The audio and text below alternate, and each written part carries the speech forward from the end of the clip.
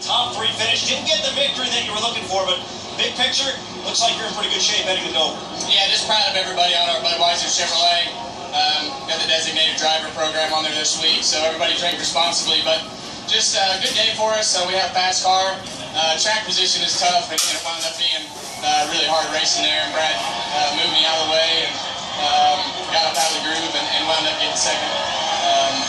And then at the end there, just NASCAR must not be able to see the lines on the restart there. And 22 was way early all day. But all in all, did what he had to do and just enjoy racing that hard.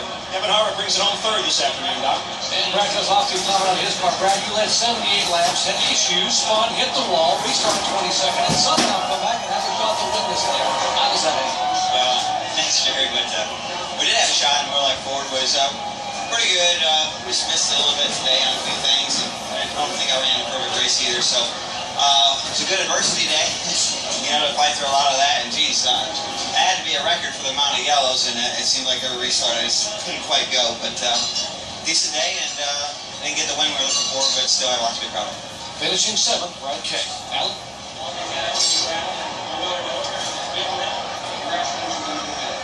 Joey Logano has made his way into, and in the end, Joey Logano came out the winner.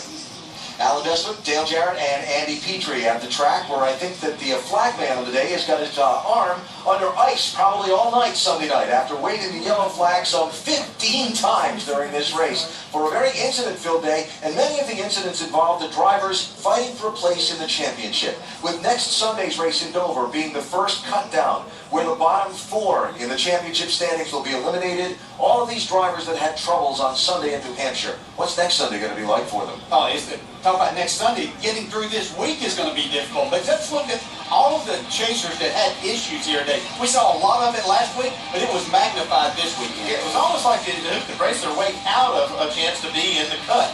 And a lot of great cars, great teams having problems, making mistakes, and just a crazy race.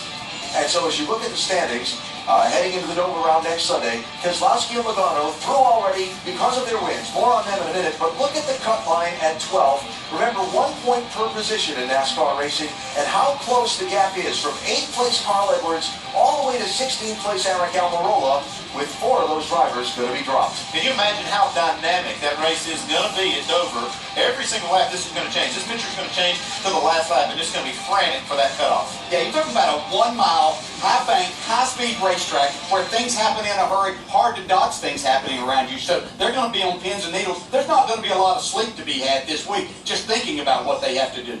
And as for the winner on Sunday, Joey Logano and his team, Team Penske has now won the first 2 races in the chase to send both of their drivers through into the next round. They've won 3 straight, and 4 of the last 5 Penske has in running order.